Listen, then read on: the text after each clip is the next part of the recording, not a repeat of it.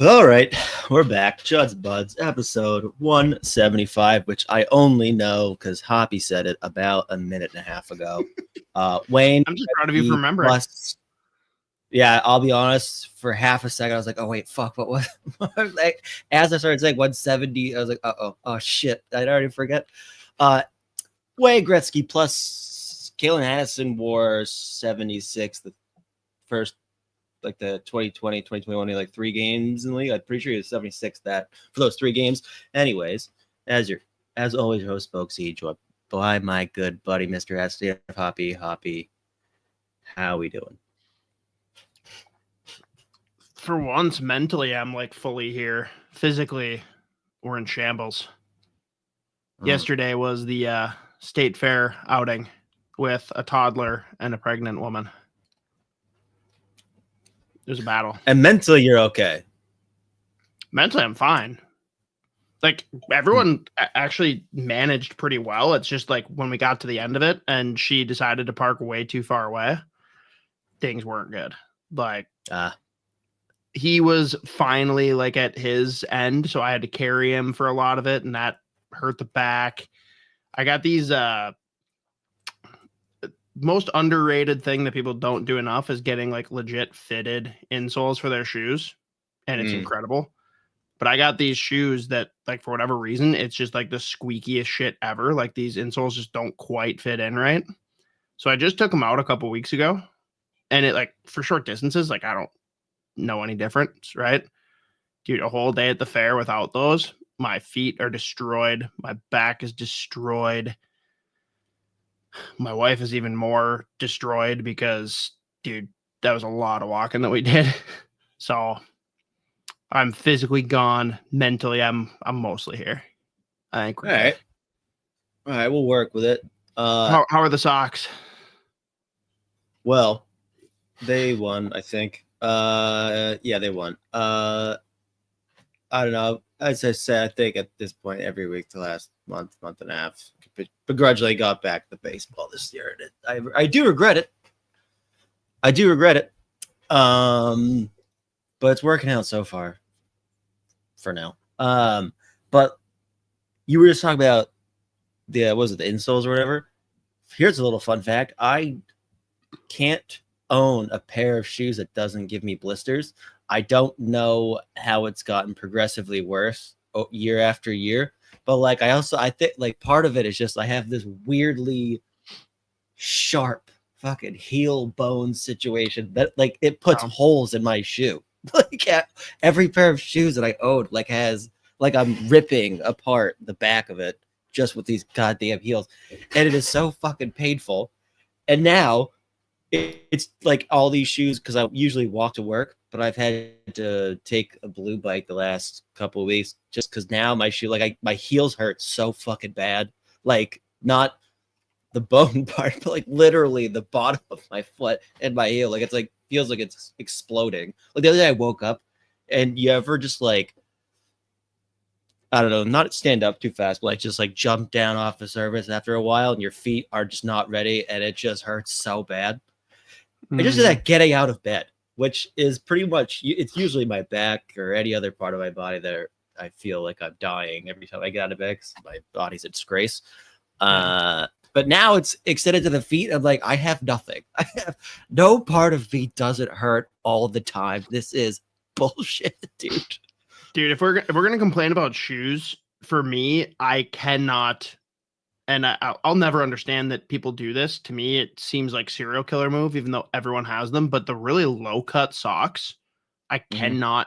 I can't do that. I have to have the ones that go just a little bit over my ankles, because the back of my foot going up against like the top of the back of the shoe, it destroyed. Like no matter what, I have to have sock covering there. Yeah, I still have like ankle socks, whatever. But like if I am wearing, like I'll usually just like whatever. Not even, I rarely wear them with shoes. Like he's gonna like walk around my apartment. But like even if I am wearing for whatever reason ankle socks with shoes or caps, like walking to 7-Eleven, like they still have to be above the fucking shoe. Like I cannot. It is just a war down there. It hurts so bad. And there's nothing where I'm like halfway home from work. So I have like another 1.5 mile and 3/4 left. And I can start feel the blisters coming. I'm like, oh no. And I just get back. I'm fucking bleeding. Like in pain. I'm already pissed off because work sucks. And I'm like, this is the worst. This sucks, dude. Oh God. So, anyways, yeah. Fun fact. My buddy from Hawaii was in town last week, and I always forget if he's like gone for long enough that in like Hawaii has very different lingo for stuff. They're speaking the same language, but it doesn't always seem like it. Do you know what they call sandals? No. Slippers.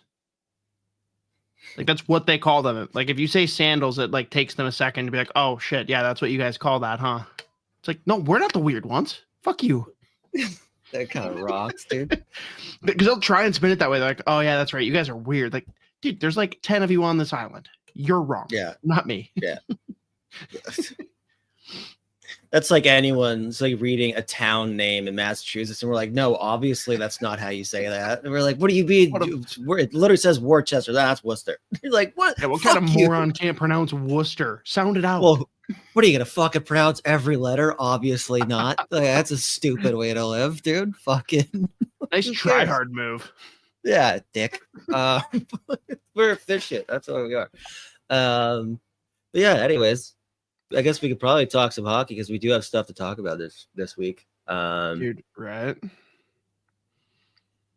Oh God, that was the tweet that they were talking about. Anyways, real quick, the Marco Rossi contract happened. It is, as we predicted, a short-term bridge deal. It was actually 1 year, probably longer than I thought it would be. I like the 3 years, still an RFA when it expires. Does end up being that $5 million AAV, just a 3 year, not a 5 year. Of course, Isha put in the title of this video that it was a $15 deal, which is very funny.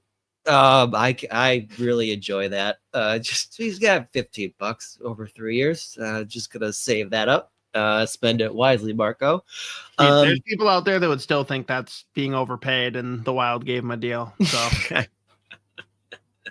Well, if he was 15 feet tall, then maybe we could accept it. But you know what's funny about this contract? If you took all the context out of it, you're like, wow, the Wild committed highway robbery. What a contract. Also, oh my God, Rossi, what a mensch signing the fucking 3 year, $5 million per. Then you have all the context. You're like, well, I mean, at least it got done. It's a fucking phenomenal contract for the Wild, especially when you like they're probably still pretty transparent. Like, yeah, we're probably going to trade this guy before this is up unless he just like eviscerates the league. No, dude, and it's a phenomenally tradable contract too. Obviously, he's not eligible for any kind of trade protection. It's too tradable. It's too tradable, and that's the only thing that bothers me. Right. So again, just on the face of it, like if you're the Minnesota Wild, we pretend like the context is out the window. It's a phenomenal contract. That being said, you're sitting there like, not exactly how I would think, not exactly the best way to do business with like one of 2 centers you've ever successfully like drafted and developed. I mean, he's had 2 full years in the league. So I mean, I don't know at what point you say it's. I mean, 3 at this point, success. But Mikko Koivu was like okay. Yeah. Sorry. But like probably not exactly the way that I would think you'd want to do business. But at the end of the day, the deal's done. Hopefully, he just hits the ground running, and then we'll see what happens. And who knows? There is always the outside chance that he plays so well that the Wild are like, okay, this is our guy. So, but either way, happy it's done. Ridiculously convoluted way of getting here, but there it is. This is gonna sound weird too after everything we just said and everything we've said throughout this entire saga. Dude, if we get to the point where they're back at the table in 3 years, I'm going to be just banging my head against the wall. Like I'm just going to tune it out and pretend that it's not there because the same bullshit's coming. But it's like, well, we made him our bitch once. Let's do it again. And that's not to say that he made Marco his bitch. It's more like, I'm going to be an asshole. You have no choice if you want to play this year, but to get something done. So come get something done. And Marco found a way to make it work in a way that's like still a solid deal for him. It's not like it's a bad contract. It's just, why did it take this much work for it to get here? I really, at the end of the day, I'm just thrilled it's done now instead of a couple weeks from now. Right. Right. He's coming in. He's going to be able to start training camp. No problem. Hopefully there's no setbacks because of that. Right. So that's, I guess, first and foremost. Now, the fun part is, where does he play? And I've certainly got opinions, but I want to hear what you think. Well, funny you should mention that, because I once again brought back up the daily face-off line combos. And I tell you what, is he 4C? Again, probably not all that realistic, but I don't hate what they've got going. First line, Kaprizov, Eriksson, Zuccarello. Second That'll line, never Boldy, Rossi, Sanko. Third line, Ohgren, Yurov, Hartman. And then fourth line, Foligno, Sturm, Trenyan. You could do significantly worse. Yes, it's just like crazy that they, I don't know. I don't expect them to be experts on every single team. That's not at all the point I'm trying to make, but like the simplest spot checking is like, oh yeah, these lines make 0 sense. The Wild would never do this.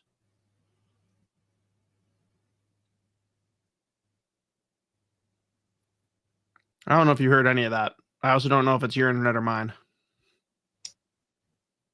Definitely my internet. I heard right before you said what it was.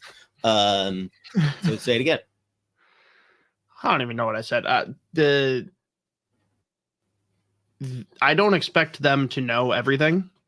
Like, you can't be intimately involved with every team, but you'd think that just one glance over this lineup, they'd be like, oh yeah, this is never something that Hines or Guerin would ice as a depth chart. It's just like so many reasons that these don't make sense. It's a great NHL 26 lineup.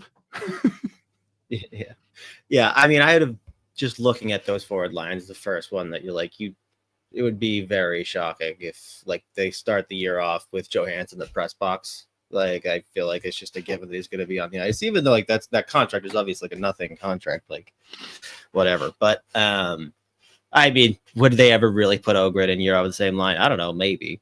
But like for me, like the big question is going to be exactly where does Tarasenko slot in the lineup? Like, obviously, you want him to be in a situation where like it's just like he's got the top 6 pedigree. You want to be a scorer, but like exactly, I went through just like last year Detroit Red Wings. I went through all their like line combos, like most time on ice. He was like mostly playing with like JT Compher and Jonathan Berggren, which I thought was super weird.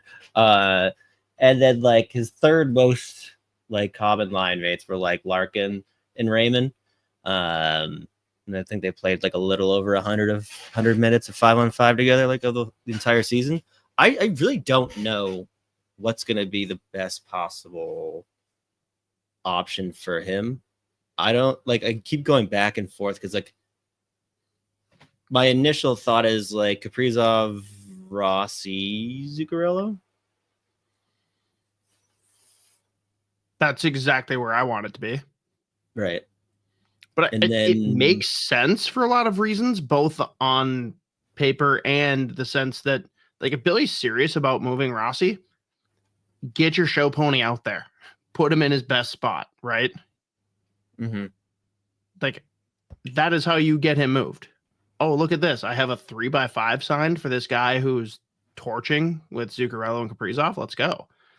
I think it's one of those things with how many players the team's already familiar with.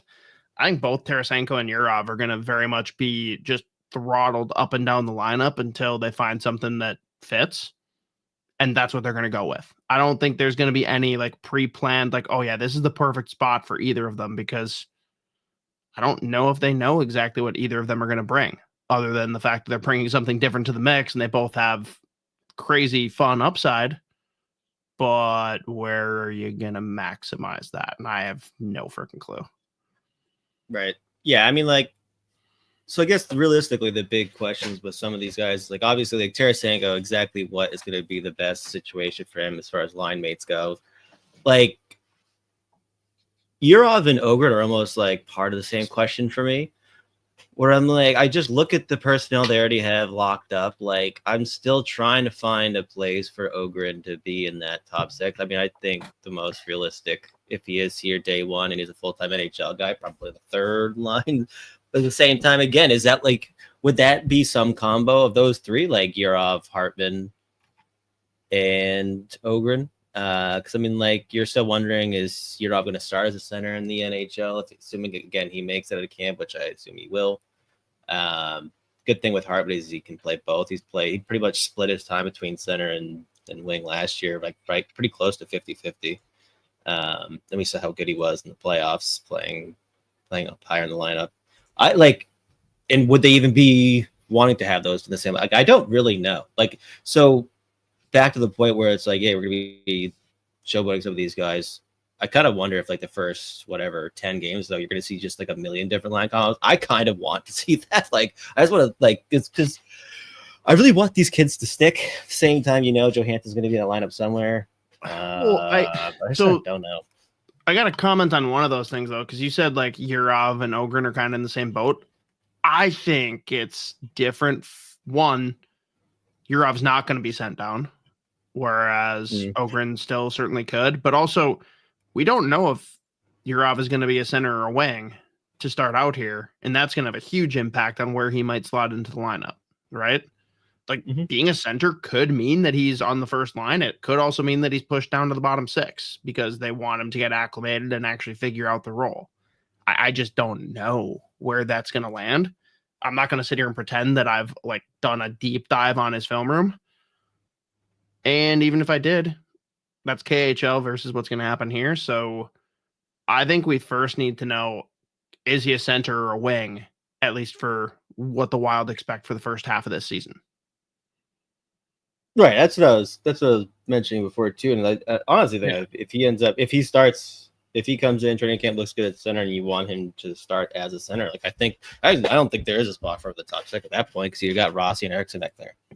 Like, regardless of how they utilize Rossi down the stretch of the playoffs, throwing Yurov over Marco Rossi, the top six center, is legitimately insane.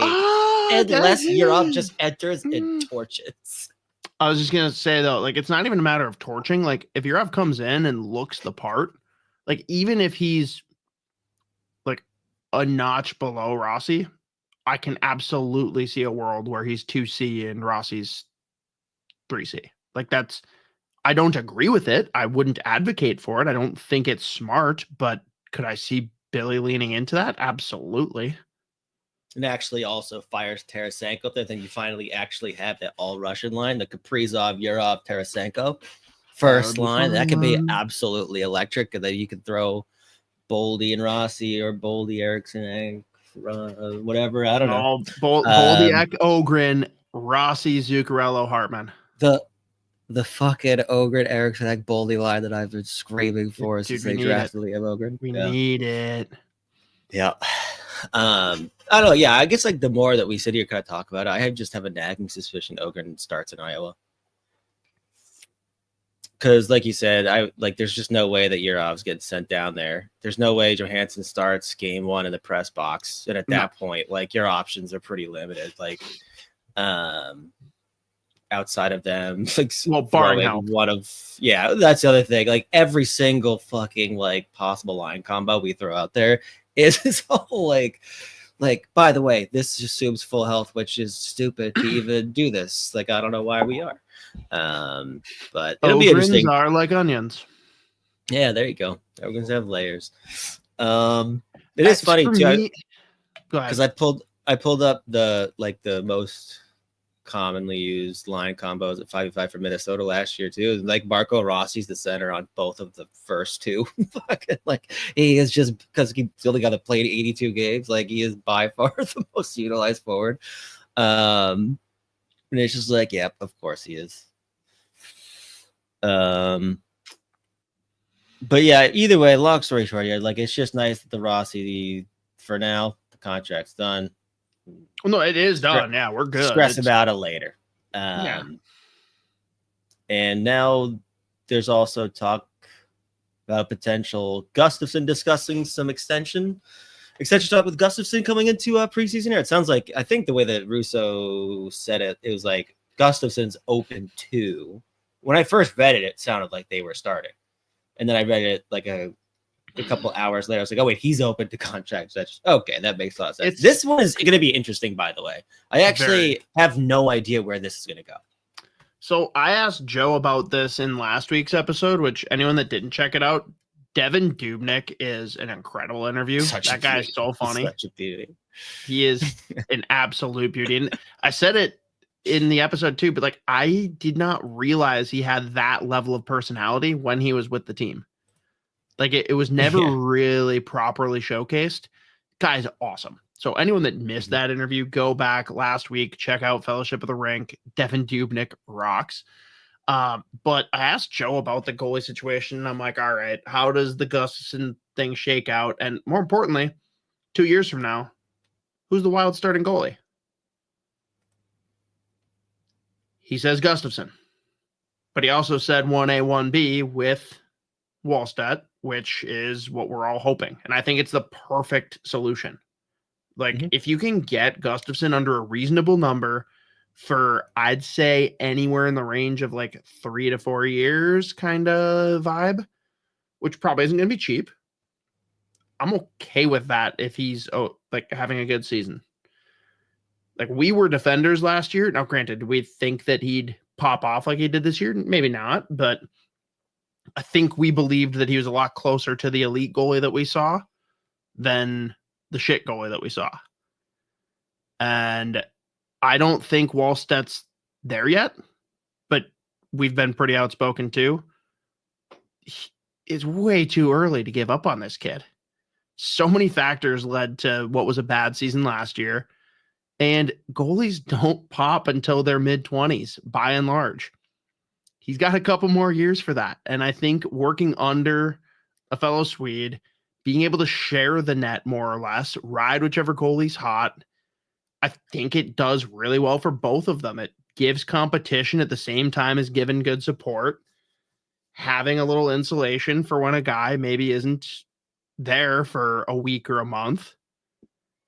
I love the idea of like 3 to 5 years of a Gustafson-Wallstedt tandem.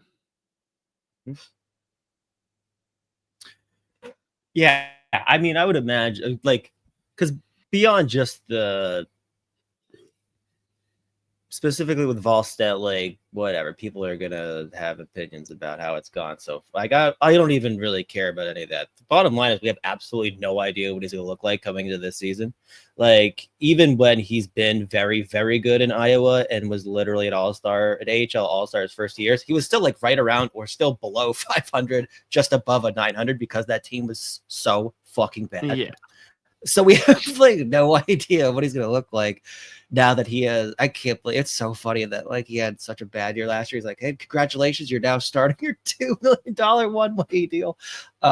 Like, I love it for him because I love the kid, but we have no idea what he's gonna look like coming into this season. So I mean, like, obviously they're gonna be like leaning hard on Gustafson, and I'm sure they want to like sign him to a mid to long-term deal potentially. And just because like, even if Wallstedt looks good his first 15, 20 games this year, assuming he plays 20. Because I mean, we have no idea. Like, they have Cal Peterson here, assuming he gets through waivers, assuming he goes down to Iowa, but who knows?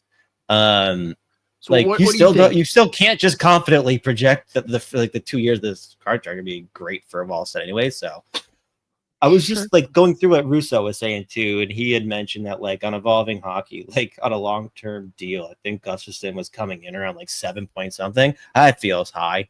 And just going off the 3 years that he's been here, 6 or 7. The 3 years that he's been here, we're trending toward a bad Gustafson year because it was really good, really shit, really good. Like, then now we are year 4. We'll see what it looks like. So here's the question then. What's worse? if the Wild sign him tomorrow and then this year is shaky, or if they don't and he is like in the Vezina conversation and then they have to either overpay or let him walk. Like what's the shittier scenario? I don't know. Well, yeah, I don't really know. Again, because even if Volstead was great this year, you still can't like be like, oh, there we go. Now we know. Like this is what it's going to be for the next 15 fucking years of his career. So like either way, like I think you're gonna hope to get Gustafsson on a long-term deal and pray that it's not going to be a number that starts with 7. Because I mean, it is interesting too, just looking at some of the goalies that have been signed recently. Like it is all over the place. Like you have guys like Dostal at Anaheim, Anaheim, right? Is that? Yep. 6.5 million. You have Logan he's Thompson, young too, isn't he? Yeah, 5.85. Mackenzie Blackwood, 5.25. Joey DeCourt's at a $5 million deal. Karel Vejmelka's making 4.75. And then you've got guys like Aiden Hill making 6.25. He's won a Stanley Cup. Like the goalie market is really all over the place. The and term really guys is key though. Right. Like I think the term is more important than the AAV, if I'm being honest. Yeah, it was like for me the sweet spot would be like a 5-year deal. See, I think a 6x4 is where like which side is upset about that?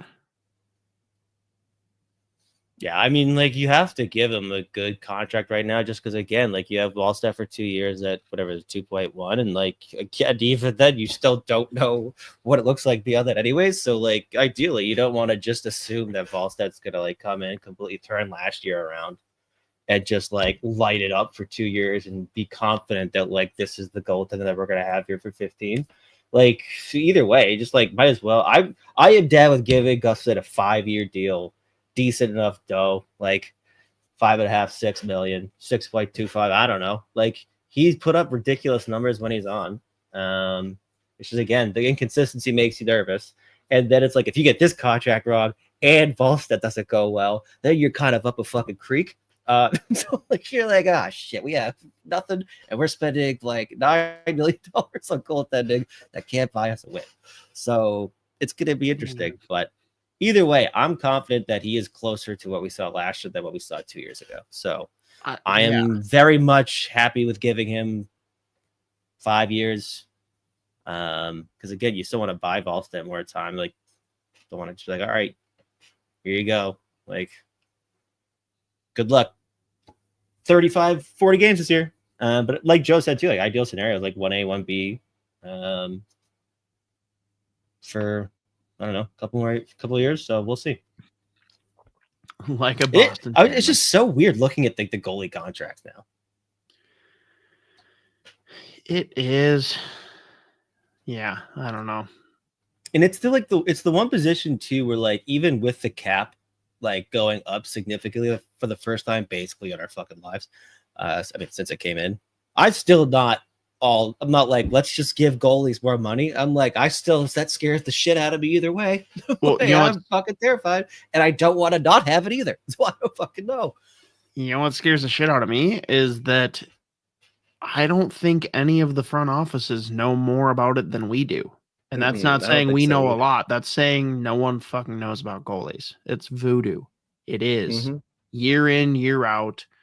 There's going to be ebbs and flows. And I mean, people like to hinge everything on goalies. So many goalies get blamed for shit play in front of them, you know? But that's why if you find a guy that you think can bail you out of shit play, you're going to throw the bag at him. Right. It's crazy too, because like, was it Logan Thompson? Yeah, he just signed a new deal for just under 6 million. But what's crazy is like last year, Washington had that turnaround season while they're paying him like $800,000. They're paying Charlie Lindgren $1.1 million. Like they had like 2 goalies who were putting up ridiculous numbers for less than 3 million, less than 2 million on the cap. It was crazy. And Washington did what they did. Like, so goaltending is all over the fucking place. Weirdly, the salary cap like going up a lot somehow complicates how I understand how we should be paying goaltenders even more so. I have no fucking idea. I'm worried, not in the next year or two, but like, let's talk 4 years from now. Mm-hmm.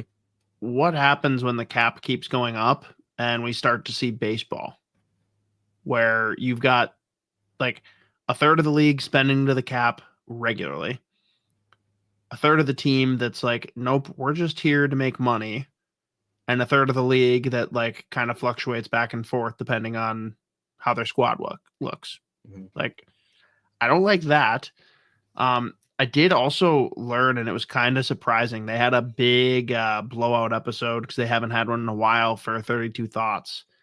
And they interviewed a handful of people of the league, among which we had Ron Hainsey and I forget the other guy's name. I think Walsh, maybe. But they were talking about the new CBA. And apparently, like, this is what I originally thought, but everyone told me no. None of this shit goes into play until a year from now. Mm-hmm. So, like, when Kaprizov signs his next deal, it's under the current structure, right. Even if he goes to free agency. Mm-hmm. Because the one thing that I thought was going to be a big lever to get him done wasn't the term, because we've already kind of established he's probably looking for a shorter term. I really thought we were going to be able to throw like bonuses and stuff at him as a benefit that wasn't going to be as exploitable. He can do that July 1st with any team. So that's a bummer. Is what it is. Just keep stressing about it. Let's just keep getting anxious. I'm not stressed yet. I'm I'm pre-stressed. Flyer Voracek. If Wallstedt pops during the next contract, you can always trade Gus to Edmonton for a fortune because death, taxes, and Oilers having no plan and goal. This is true, but then also, like, what do they have to offer?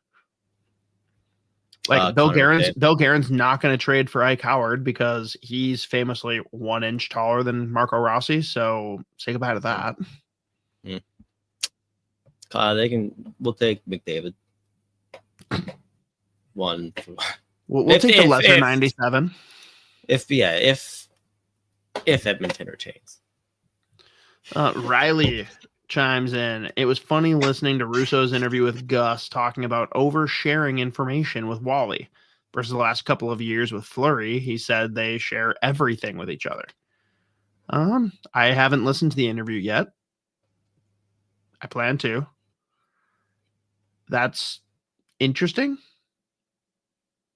I also wonder how like tongue-in-cheek or like joking vibe it was, but I'm sure it's valid to an extent. Like, until I was just Gus reading the has his article. next deal. Yeah. I mean, I was just reading the article that Russo put out as he was saying that Gus was open to contract extension talks or whatever, like leading into preseason. It was like he was definitely chuckling. I mean, the other part of that is like it's Marc-Andre Fleury too. Like they're gonna be very excited to share whatever Marco Fleury wants to know. Like, be like, yeah, I'll just tell you whatever. Yeah, you're the best. I love you. But I mean, very different kind of guy. Also, like Gus barely knows anything about Wallstedt. It was interesting too in the article. He was like, Gus was in like accident. I think it was like last year, maybe accidentally like kind of insinuated that like he had heard from his contacts in Sweden like not great things about Wallstedt. And then so he was like, hey, he's actually like really funny. He's got a very silly sense of humor. Like basically he's like contract or like to what I've been told or whatever. Like it was very funny. I don't think he actually meant to insinuate that, But he was chuckling along, just being like, yeah, he's actually like really funny. He got a very funny, silly sense of humor. He's like, good kid. I was just like, which wasn't expected. I forget how he said it, but it was like a ridiculous quote. It was like, oh shit. Dude, I gotta say it too. We're almost at 80 episodes now of Fellowship, and we've had interviews for somewhere between like 60 and 70% of them. And he's one of the more fun interviews we've done. Like he's just like, he carries himself in a certain way where he can be funny, but he's also serious, but he also like is very self-aware. I don't know. I enjoyed Wallstead a lot, and I'm excited to see what he can do, even if he's only playing like a third of the games this year behind Gus.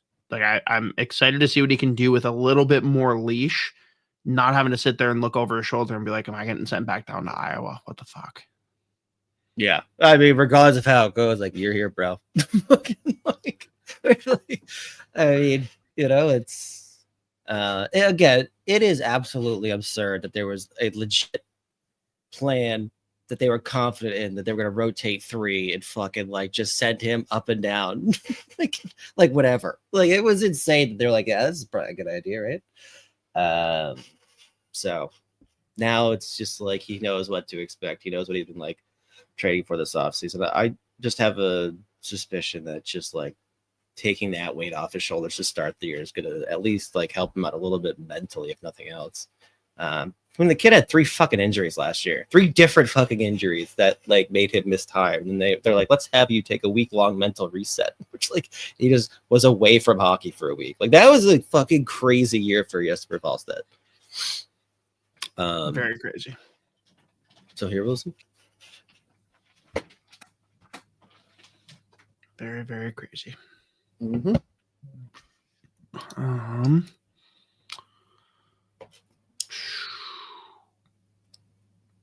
Is that it for wild stuff? I had a real quick one that I saw earlier today, and I think it actually may have been something that happened a day or 2 ago. But shout out Charlie Stramel, named one of the he's got a letter there from Michigan State, one of the captains.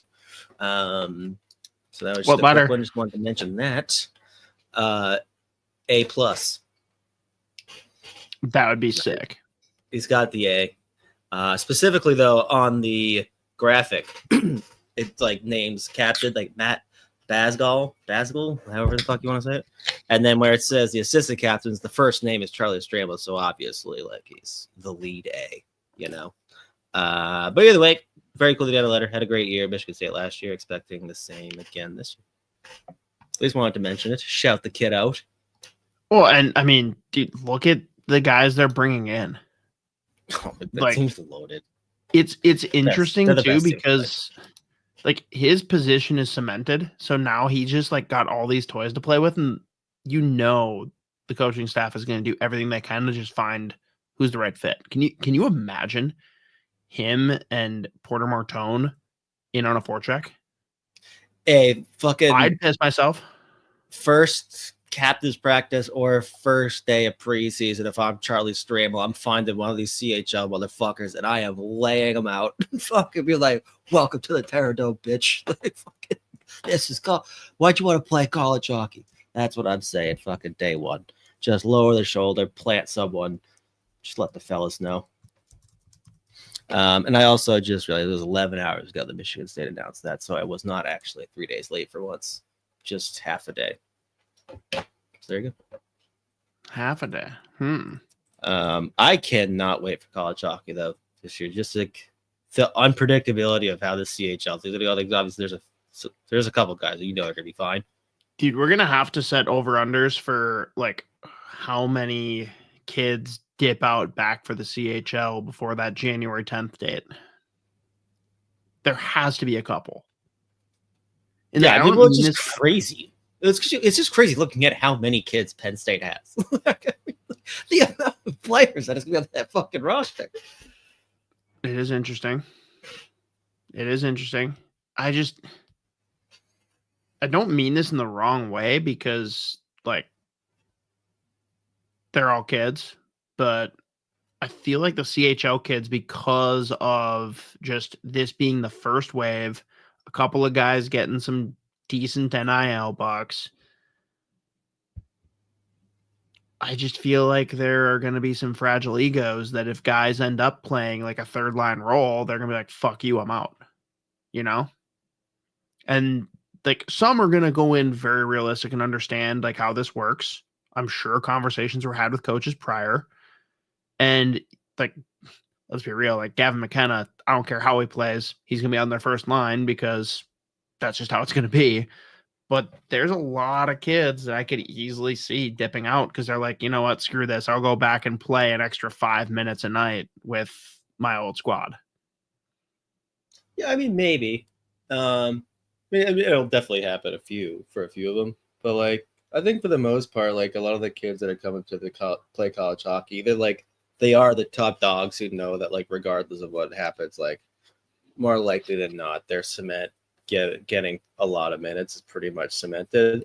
And then like, because I mean, I'm just like listening to some of the guys who cover the CHL and college hockey talk. Like a lot of the kids are coming over. They're like, education too. Like I'm probably like in the long shot to go pro hockey anyways. Like it is literally like being able to play college hockey, like actually go to college, get a degree, whatever. Like there are plenty of kids who are actually coming over in the next few years, especially not just this year. But like for the first time, like this has been a possibility for them. Like, I mean, who knows? You know, you play well in college. Who knows? You get a look later on after a couple of years. But I don't know. I think it'll definitely happen for a few of them. But for like the top dogs who are making the big swing from CHL to NCAA, like I have a feeling like most of them, their spots are pretty much cemented outside of them legitimately like scoring on their own net, like play like complete and utter dog shit, or failing out. You know, who knows? Yeah. Now, before we get into the Curver showcase, I gotta know because you're way tighter in on the Boston shit than I am. Realistically, who do you expect to see Ryder Ritchie playing with? How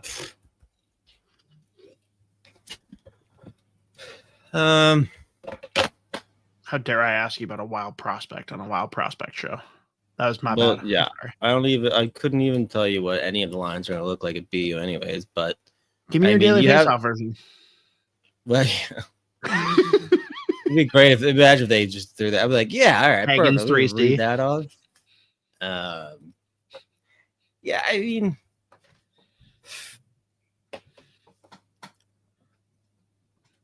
I would imagine him and fucking Eiserman just ripping it apart or ripping it up on the same line. I honestly couldn't tell you what their lines are going to look like. They graduated a bunch of guys. They still have guys like Bednarik there. Sacha Boisvert is going to be there. I think he's coming from North Dakota. That's an interesting one to be potentially playing with. Conrad Fonder's going to be playing there as a center. He barely played last year at the program, but he's got a ton of skill.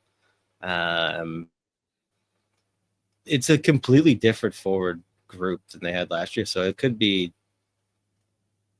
Yeah, I don't even know what any of the lines are going to look like, honestly. So I don't know. Couldn't tell you. Absolutely no idea.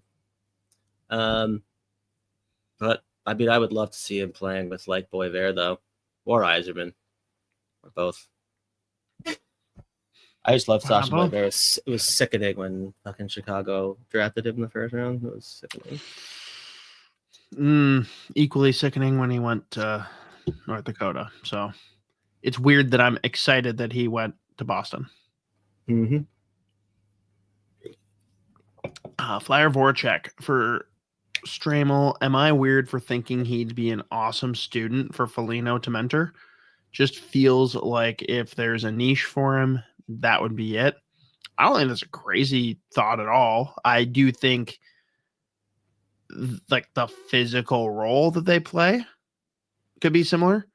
Obviously, what we're looking for from him is going to be very different for a center versus a wing, but I don't hate that thought.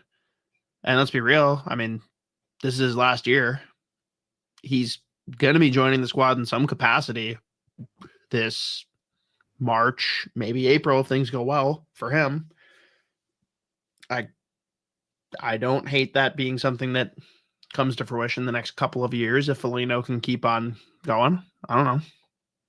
Yeah, no, that makes a ton of sense. I mean, like, just as far as like their role, it's going to be like with Minnesota. Obviously, Stramel first round pick. Like, he had a track record his whole career of being like a scorer or whatever. But like when you just look at the translatability of like the skills that he does have, yeah, it's pretty similar to like a Foligno type. And I mean, Foligno can score too. So high energy, like hard on the forecheck, defensive oriented. Like, yeah, center versus wing with like the big difference there, but it makes a ton of sense. Speaking of that prototype for like bottom six, like play hard kind of guys, I don't often promote Spit and Chicklets, mostly because I think they've mailed it in the last couple of years because like kudos to them. Like they've fucking made it. Like they could pump out garbage every week and they're still going to have sponsors coming. And I'm not saying that it's that bad, but I do feel like they've taken the foot off the pedal a little bit. Their interview last week with Cal Clutterbuck rocked. Like, I cannot advocate more highly for it. I think that guy is an absolute beauty. And like, if we ever manage to get him on fellowship, like I would tell him this because I'm not going to sit here and pretend. Like, I'll tell him myself. He's a guy that initially I was like a big fan of. I'm not good at being a fan of like the fan favorite, you know, like I like being different. And everyone got on the Clutterbuck train, and I immediately got off. And do you know, no do you know choice. do you know what my fun spin was to like piss people off? You can't be a tough guy if you got a visor. People got real mad at that one. Yeah, but, like, I imagine people got mad. He played such a great role for the Wild, and then going to the Islanders, like he says it in the interview, he got a lot of shit. Like, oh, great. We sent out a top 5 pick for a fucking fourth liner. Cool. He crushed that role on the Island. Like, their fourth line was an identity line for a freaking decade. Like, that's how it felt. And it was a good fourth line. And you did not want to play against them. Right.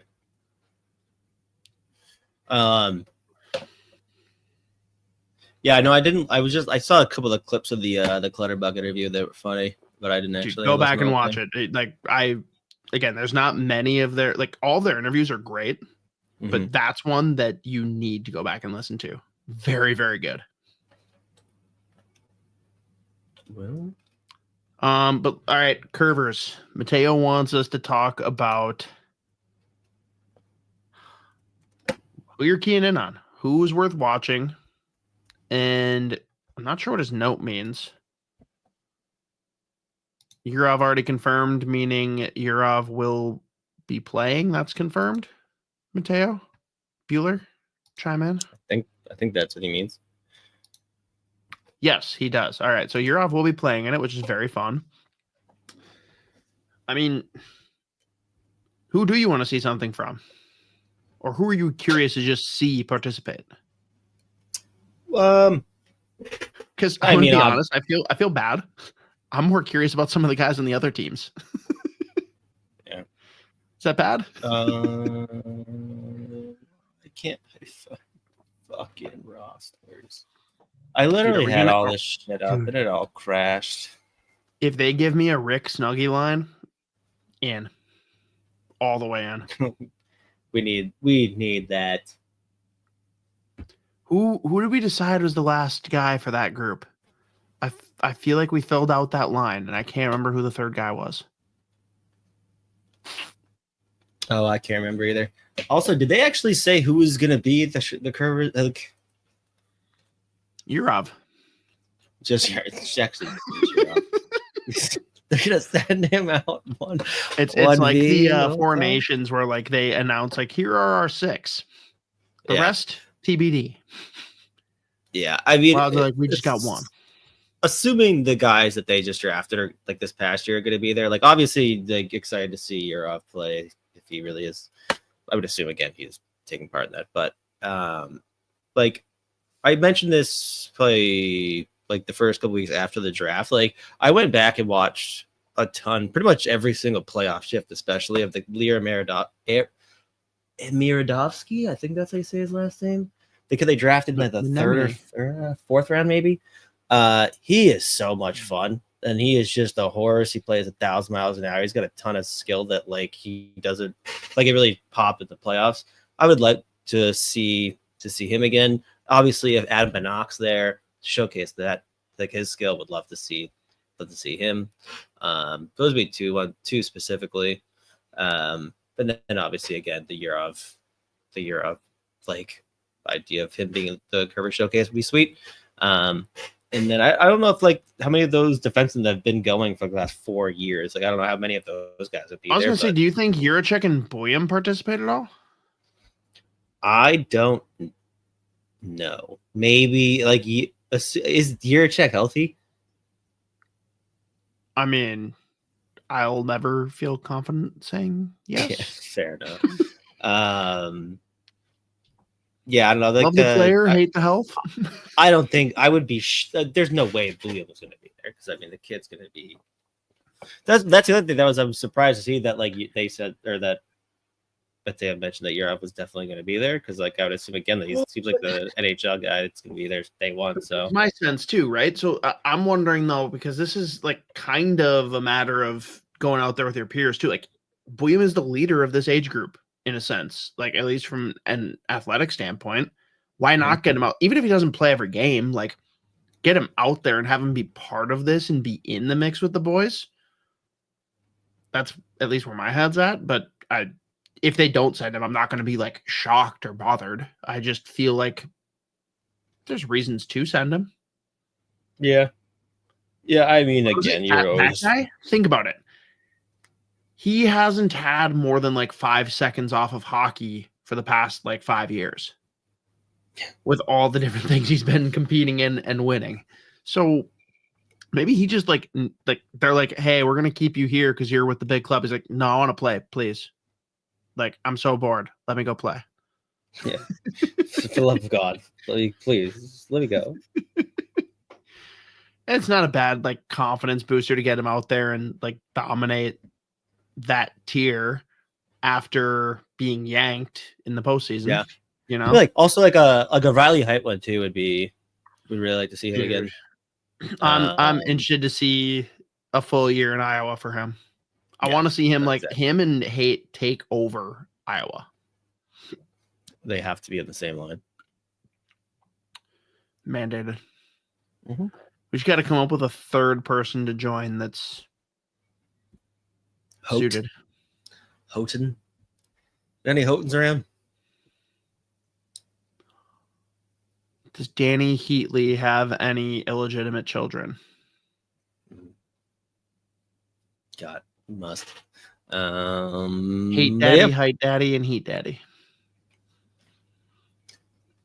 Let's see. When is the shirt? Whichever one becomes an NHLer first, that's what we're going with, though. It's either Height Daddy or Hate Daddy. Yeah. But yes, St. Louis, I want to see all of the Snuggerud and Rick Dvorsky. And in Chicago, there's a lot of Gophers that I can't help but. I mean, it's easy to cheer for them now because the team sucks and it doesn't matter. In a few years, if they do turn the corner, then I'm going to be conflicted and just have to forget that they're Gophers. Yeah. It's all right, though. Shit happens. All right. Well, what else? Mateo, bring back the Frank Nazar, which I don't know where that came from because you told me it was on this post, and it does clearly say Frank Nazar. But he does sign for a ridiculous contract given the limited time that he's played. Now, that said, we were very high on him in his draft year. We were very bothered. Brett in particular. Brett was about to break things over Nazar going to Chicago. Great player. This contract seems insane. I love it.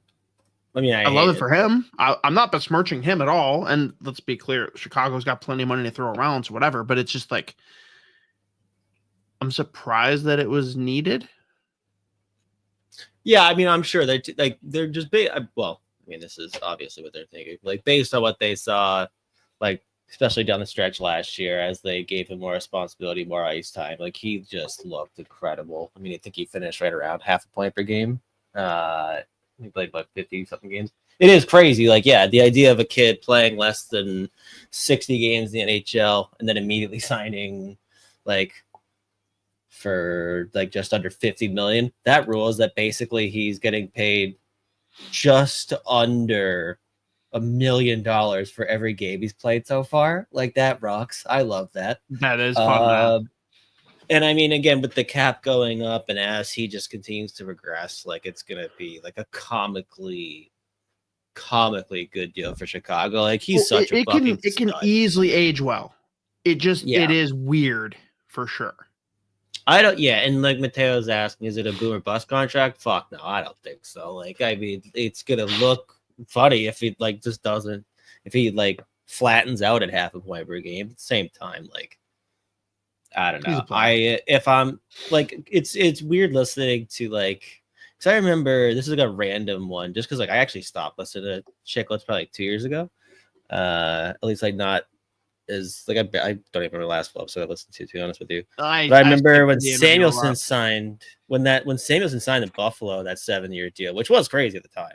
But at the same time, it was still like one of those contracts where it's like, hey, we love the player. He is a type of defenseman that we don't have. He's looking like he's going to get more and more comfortable. Obviously, any contract that gets signed in fucking Buffalo is going to be like risky. You have no idea how it's going to age.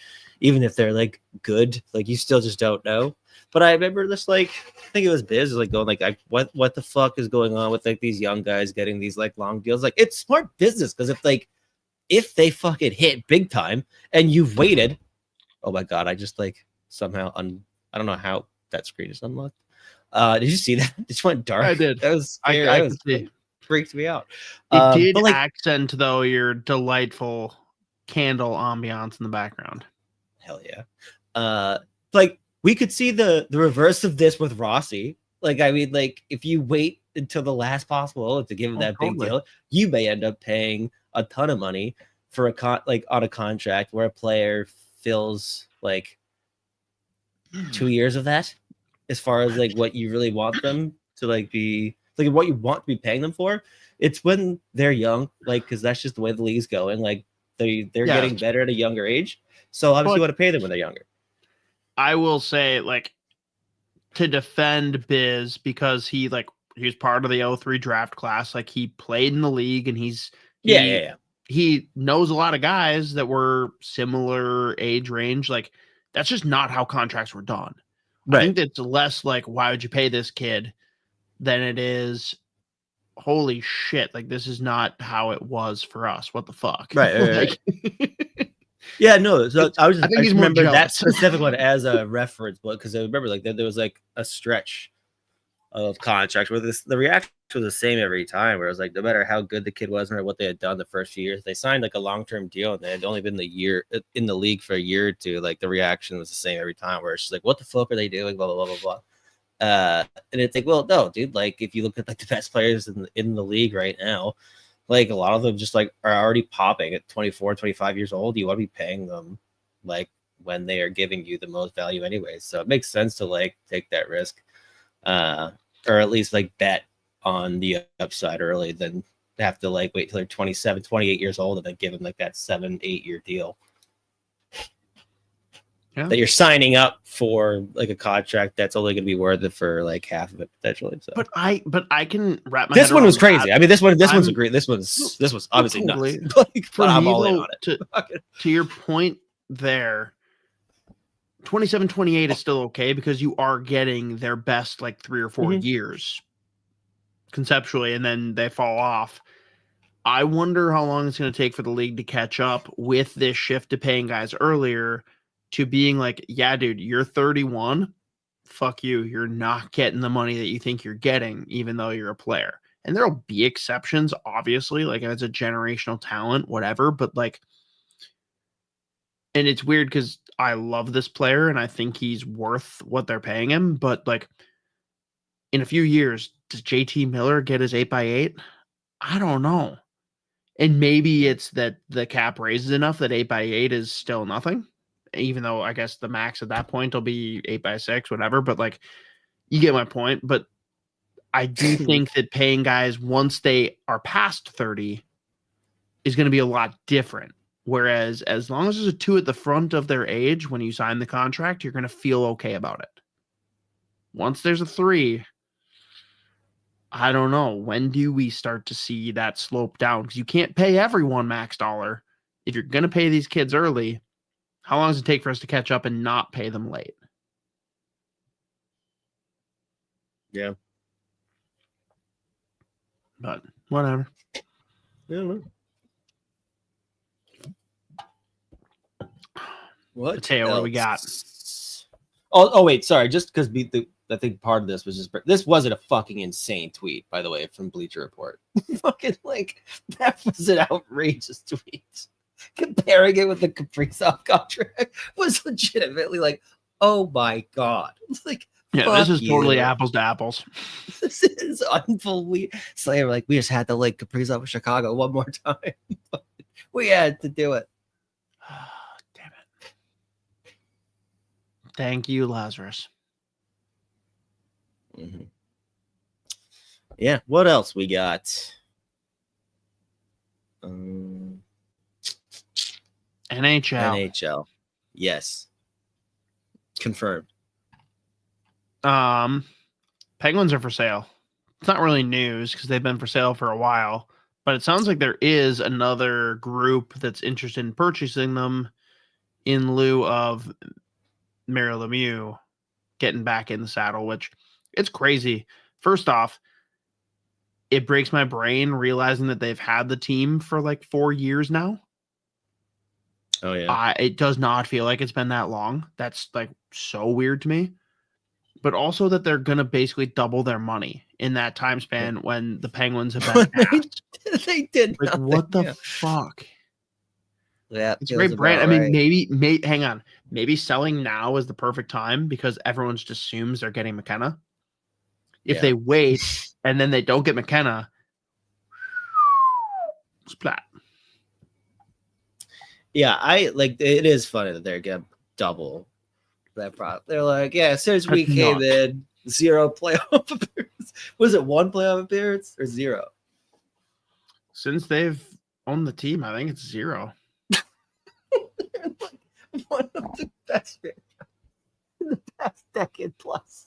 And they're like, yeah, we're gonna double that profit for doing fuck all and fucking over this team. Yeah, they cute.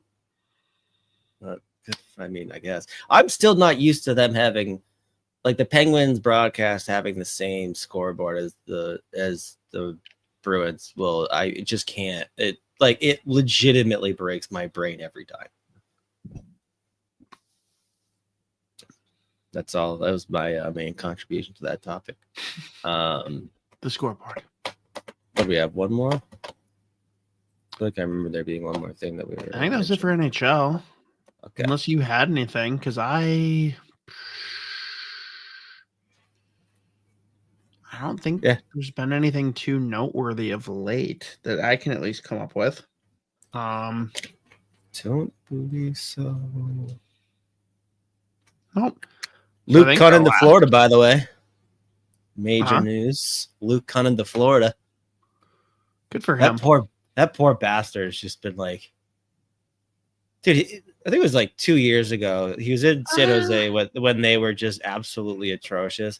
Like he was fighting like every other night, and he was fighting some dudes. Where I was like, "What are you doing, you lunatic?" I'm like, "You're losing every game, like by 11 goals."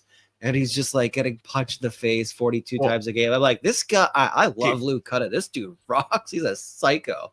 Well, and then his wife is back here in Minnesota winning back-to-back championships. No big deal. Meanwhile, he's getting his face caved in on a dog shit team. He's like, this sucks so bad. Oh, God. But hey, love you, babe. Florida. I'm leaving you. Him. Which, the way it goes, he's going to like look great in Florida. He weirdly is like, he is. He'd be a great fourth liner in Florida. If you told me that he is 27 years old, I would have been shocked. He's 27. I would have thought that by now it's either his third days or I'm like Luke Cunnin, he's like 22. I'm like, nah, he's gonna be 39 at this point. But I think that's just what happens when you go to San Jose and then Columbus. But good for him for signing in Florida. Flow Rider.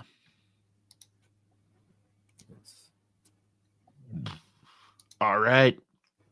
I had something else previously, but Mateo wants us to talk about point blank.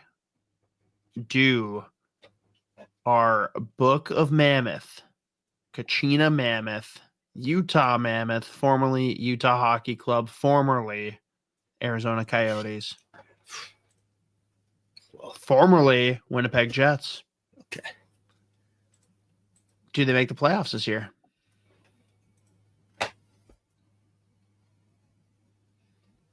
I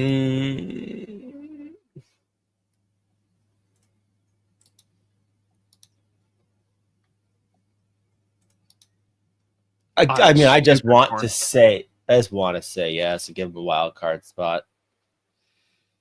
But it's also like, it's not like it's a crazy idea, though. I mean, really, for me, the question becomes, what's the boost they're going to get from JJ Peterka, and what does that top six look like? Because the rest of the roster, like last year, I thought they were going to be a wild card team. And I mean, some things went well, some things went poorly, whatever. JJ Peterka is the big change in this roster, besides a couple of kids getting older, which certainly can't be overlooked either. But how much of an impact does he have? And what does that top six look like? Yeah, I mean, and also alongside that too, like defenseman staying healthy would be huge. Plus, who knows what's gonna happen with the Russians coming in. Simashev, does he make the team? Probably not, assuming they're. Well, I mean, it's good enough to make the roster, but they bring in some reinforcements, guys like Nate Schmidt, for re-up Olimata for reasons. Is Marino fully healthy? Can he stay healthy the whole year? Like, that's obviously just going to make a huge difference. And like, what does the goaltending situation look like with like one more addition? There's one addition that can't be ignored. Tanev? Yes. Who does the most cocaine? Now that Kuznetsov is out of the league, Brandon Tanev. That guy is so much fun. I loved him in Pittsburgh. He's been an absolute tank wherever he goes. I think he brings the right vibes. I think he's the perfect guy to inject into this bottom six. I'm just super unsure of what this second line currently by Daily Faceoff, which is probably pretty accurate. Hayton centering Peterka and Schmaltz.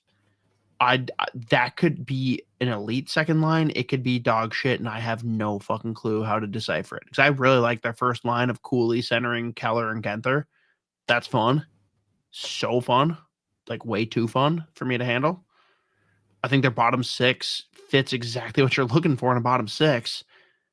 Like you said, if the blue line stays healthy, big if. Pretty solid blue line. What is that second line? That's gonna probably answer our question. If they're a like mid-tier, like let's say they're in the range of like 15 to 20 in the league for second lines, I like their chances. If they're better than that, hell yeah. If they're worse than that, maybe this isn't a playoff team. I don't know. My inkling is to still say that they are one of the wild cards, but man, they're just in the wrong division. Yeah, well, part of that too is fortunately the Pacific kind of sucks. So I mean, like there might be potential where both wild cards are coming out of the Central. Still tough. I think, well, specifically that second line too. Can Barrett Hayton take yet another step forward, or is this about as close to the full Barrett Hayton experiences we're going to see? Like last year, Putz was first 20 goal season. I mean, the year before that, he barely played. He like again another injury riddled season. The year before that, like his 2 years that he's played 82 games, he's been 20 goals, 19 goals, 43 points, 46 points. Can he stay healthy again? Nick Schmaltz, the last 4 years, just quietly chugging along at a 20 goals, 60 point pace. never gonna hurt you. Can play center, can play wing. Again, like those two together last year real good, and JJ Peterka just gives them that extra sniper boost. But does Goals the right on line that line. Does it fit? But I think it can, because I mean, you're not asking Peterka to drive it. And again, if I mean, like Hayton and Schmaltz have just been good together since they've been playing. Basically the last 2-3 years they've been together. They've been fine, and I think Peterka just gives them a boost. So I think it'll work. At least it should work. And again, like Nick, like before, like Arizona, Utah really like kind of molded themselves into a team like potentially the playoff team. Like Nick Schmaltz has always just been like a guy's like, hey, is someone gonna try to like lure or like convince Arizona / Utah to trade that guy? Because I mean, he had signed that like long-term deal when he first got there, like 7-8 years. Now he's got like 1 or 2 years left on that thing. He's still just quietly putting up 60 points every fucking year. So like he's kind of just like a quiet stud at this point. And he's played with a ton of line mates, just given Hayton's health over the last few years. But again, played 82 games last year. Hopefully Hayton stays healthy again and takes one more step forward. I just don't know how much more is left for Hayton. Like, he has so much skill. There is so much upside there. It just hasn't fully panned out in the NHL. I mean, like, definitely was drafted higher than he probably should have gone. I think everyone knew that at the time, but like, right. Obviously not his fault.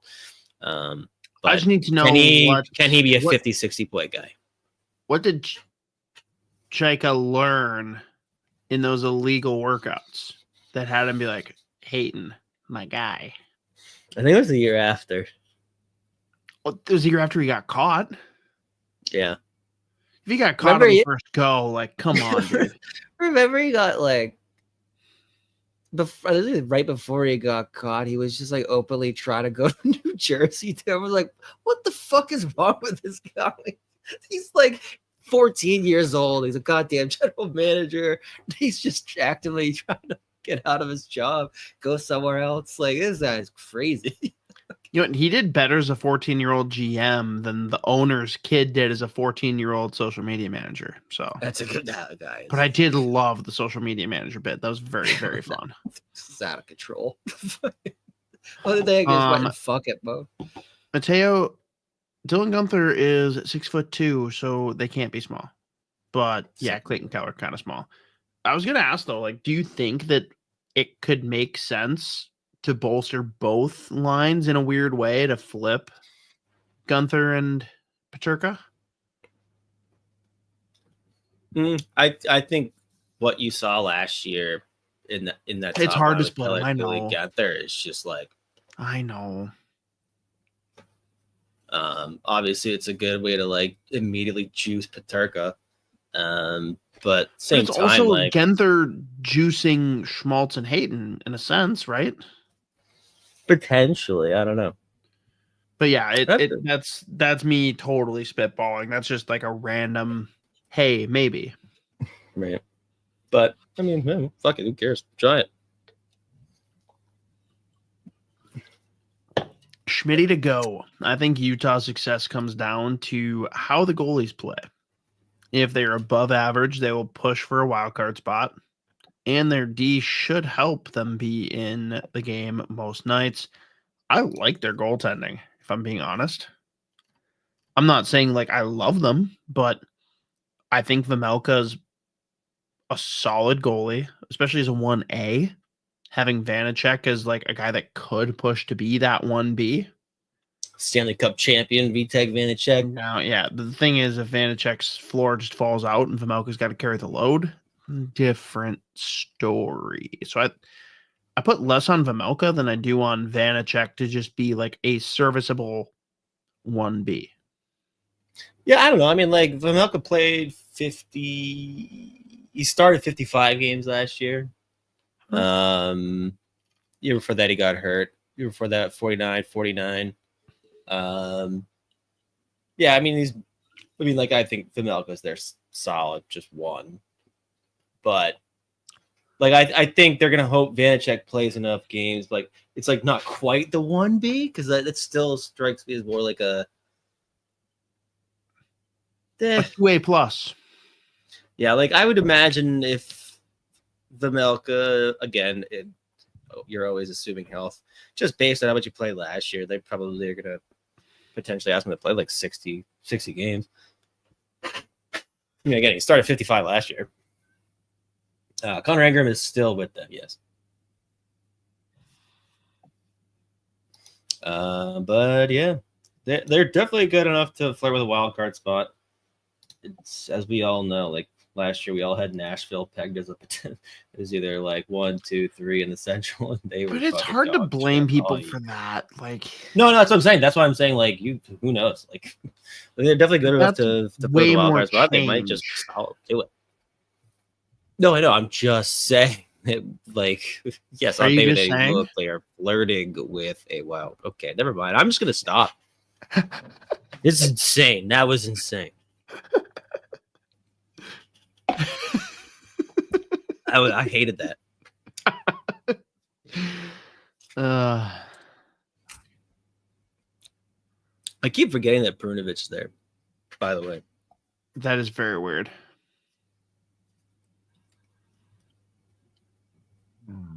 I actually wasn't even aware. Yeah, he got moved to the Islanders last year for like a 5th round pick or something, and then just like nothing happened. Ended up in Utah. But either way, best team in the world. Absolute goat. Also, Pronman's doing his ranking his prospect pool for the first time probably in like a decade. The Bruins are not 25, 26, 27, 28, 29, 30, 31, 32 prospect rankings. So I am like, oh my God, we're out of the absolute basement. So they're 22. Probably. Who cares? I don't care. Usually they're 30.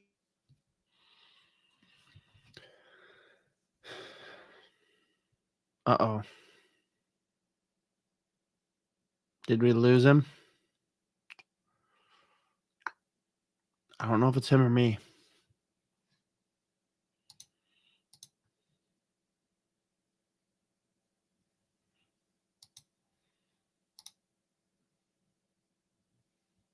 Yep. All right. So Z might have deceased. We'll see what happens there. Holy crap. And yes, fair point. Flyer Voracek. Hagens is carrying that prospect pool. Rightly so, though. Having a player like that does all the difference. Okay, yeah, Z's completely left the chat. We'll give him a couple of minutes, and if he doesn't come back, we will just wrap shit up. Yeah, Cole, Z went directly into the void.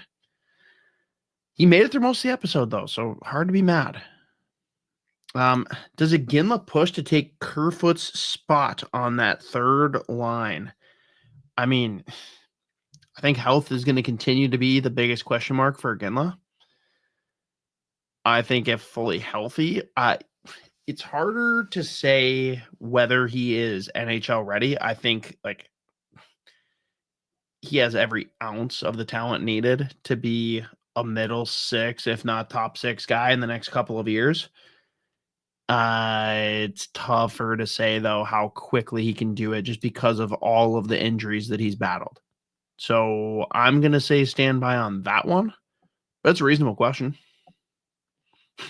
And he's an Iginla. Very fair. Very fair.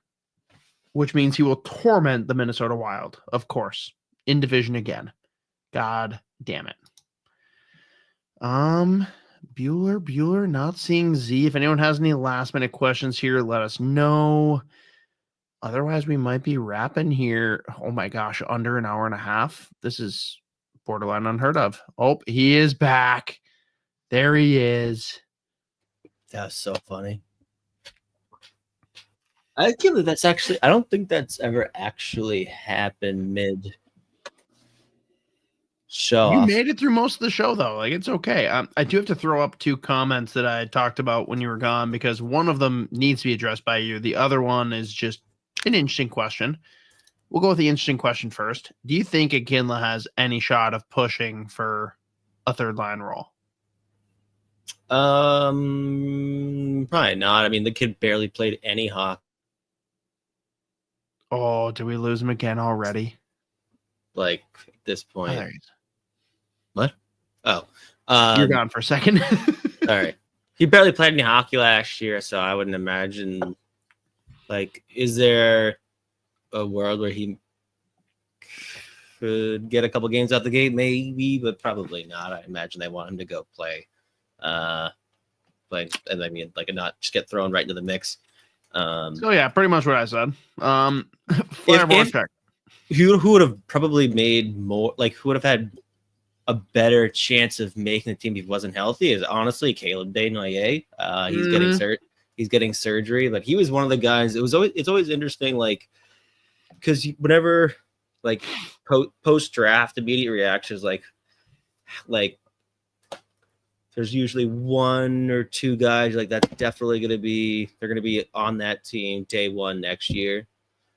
But there's always a couple that end up making you like don't see coming, or like a couple that like he still went obviously top 5, but he probably had a decent chance of making that team out of camp just given the way that he plays, like style he plays with already. But obviously now he's getting surgery, that's not happening. Big question is he even going to be able to play at the fucking World Juniors? Probably not. It's not even a matter of being able to. It's they won't bring him because he won't be playing up until that point. Literally, and with how like, deep their pool is to draw from, like how do you bring him? It's tough. Yeah. But no, I'm with you. He's a guy that would have been very intriguing to see if he could have pushed for a spot. I think the one that's interesting to me, because everyone like viewed it as a reach, especially with just this push for tougher forwards, whatever. But Pronman said on their latest rendition of the Athletic Hockey podcast with Talking Prospects, his guy that he is watching to surprise is Brady Martin making the Preds, just showing up and just being a man. And they're like, how do we send him back? I think regardless of how well he plays, they're just not going to want to send him back, but they will ultimately. Before that, was it the nine games? Yeah.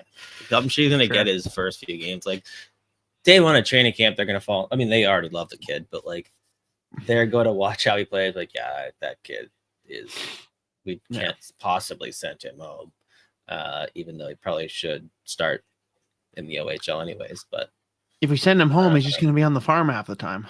There you go.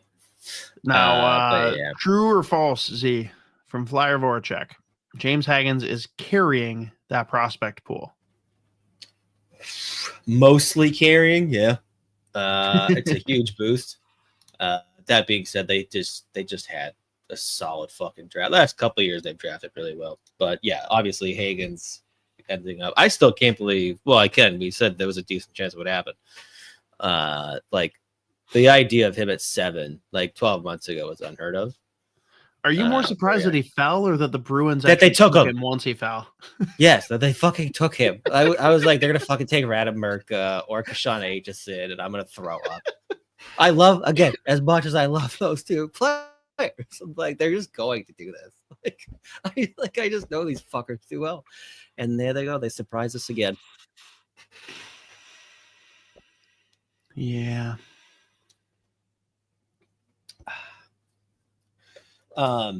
Wait, no, but when I just exited stage for a little bit there, that specific situation somehow in the 3 or 4 years I've lived in this apartment, I actually can't believe that it's never happened. Like, this apartment is such a fucking piece of shit, and our landlord's such a fucking idiot. Like, even when we get a new microwave, it's too fucking powerful. So it's like half the time if you microwave something, the fuse box blows and like everything shuts off. It's insane. So the second I heard my AC cut off, I was like, oh fuck. And then you froze, and I was like, it's not him, it's me. And everything just went black. And the only thing you could see was the candle. I get that, like, it's never happened somehow in this apartment while I'm doing this. That's the first one that's happened. It's insane. Tell the roommates they don't need to do bagel bites during pod recording. I wonder what they're making. No idea. Listen, ladies, enough. Heating up the freaking corn bag. Being selfish and eating. Idiot. God. Have a bowl of cereal. trying to podcast to 4 people. Eat your dinner, Tina. You fat lord. Hard. Imagine if I said that. That'd be good. That would go well. But anyways, I think that's a wrap. I think we pretty much hit it. pretty much. I think so. Yeah, I don't know. Oh, there you go. Oh, last comment. We can take this one. Riley asks if I like that Texas native defenseman that committed to the Gophers, Broden, MacArthur, or something. I will not pretend that I've watched him play. I saw the measurables. I've seen the pedigree of where he's played.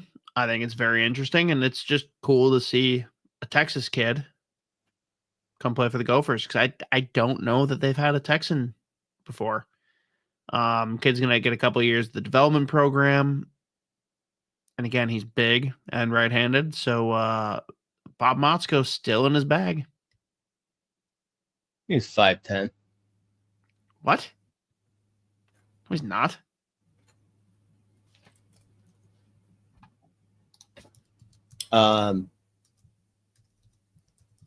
It is also fucking insane to see 2009 birthdays committing to college. Like, It breaks it. It's unbelievable. He is 5'10". Why? Who said that he was big?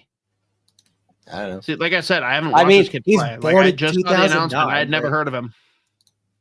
5'9". It's like 5'10", He's 5'9" for a fucking 09. It's still different. Now I'm less enthused. This is a bummer. Now I'm devastated. I'm far from devastated, but did I misread something? Now I'm literally checking my work right now because I swore someone said that he was like 6'2", 6'3", 6'4" range, and I don't know why I thought that happened. Yeah. But we're checking it right now.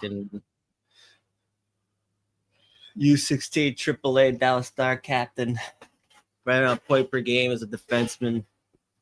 It's the fucking 2009 is insane. It sucks. Holy shit. It's so weird to me. Nah, he's a fucking solid player though. What the heck? I made up the height because they never said anything about a height. I swear to God, I saw. What the heck? Oh, nope. I think I confused him with another guy that very recently committed.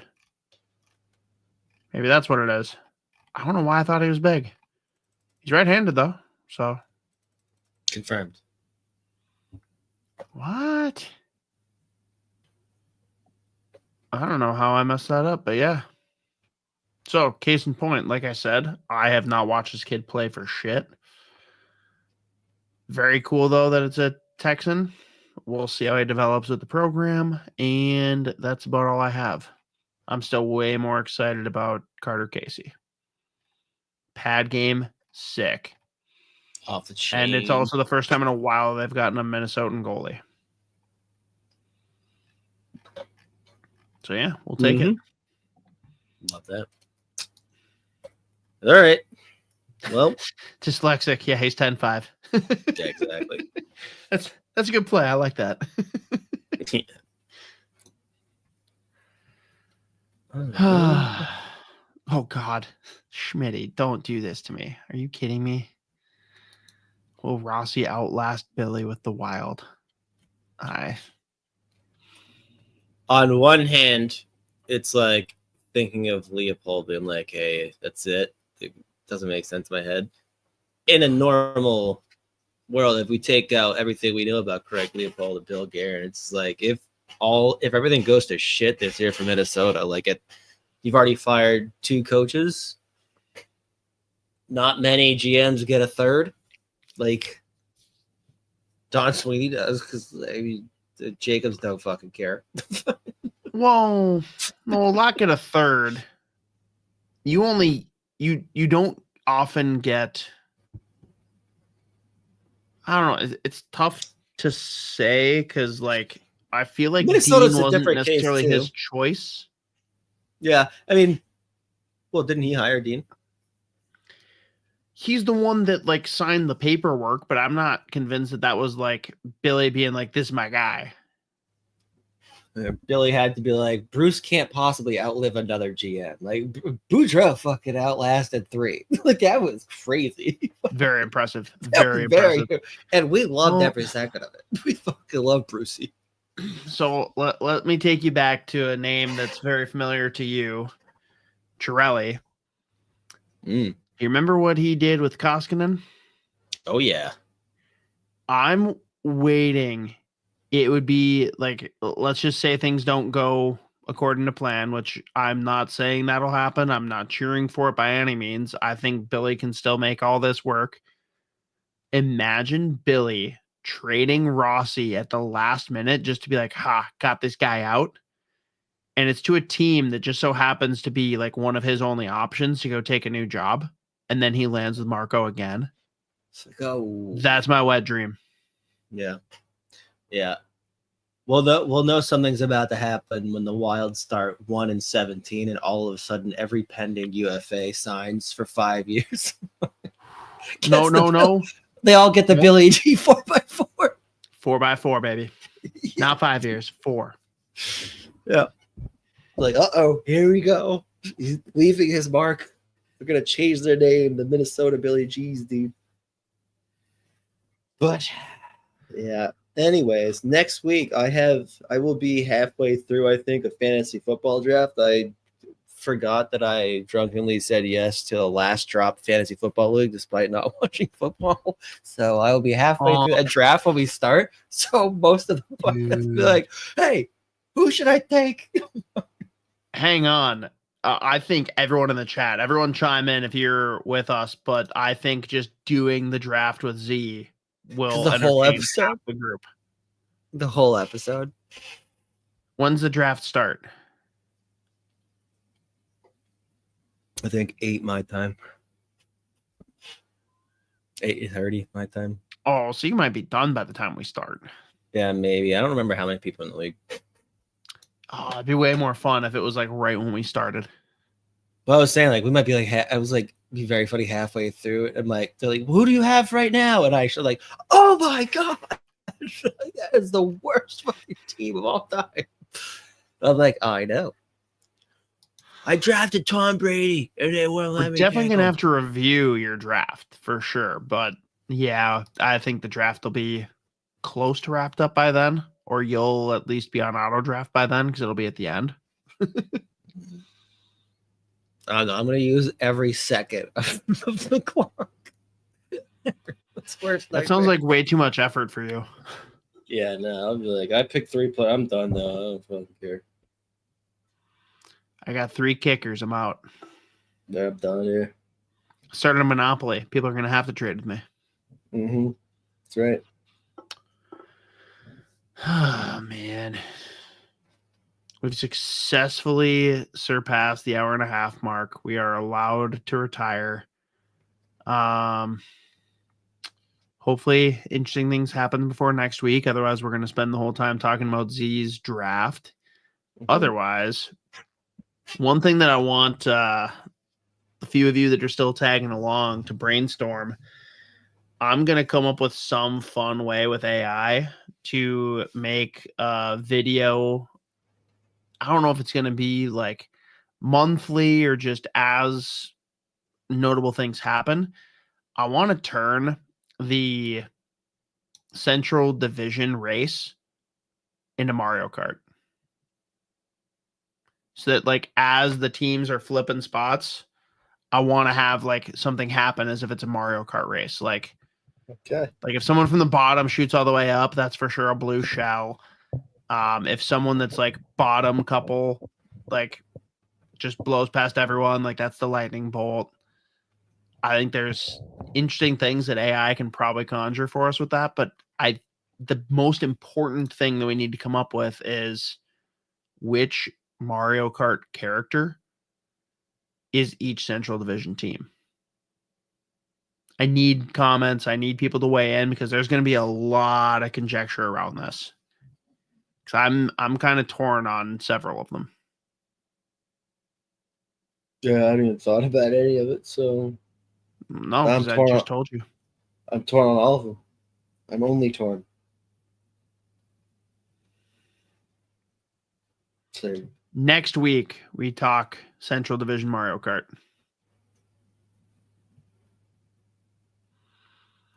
Deal. Ooh. And the ship Mateo. Yeah.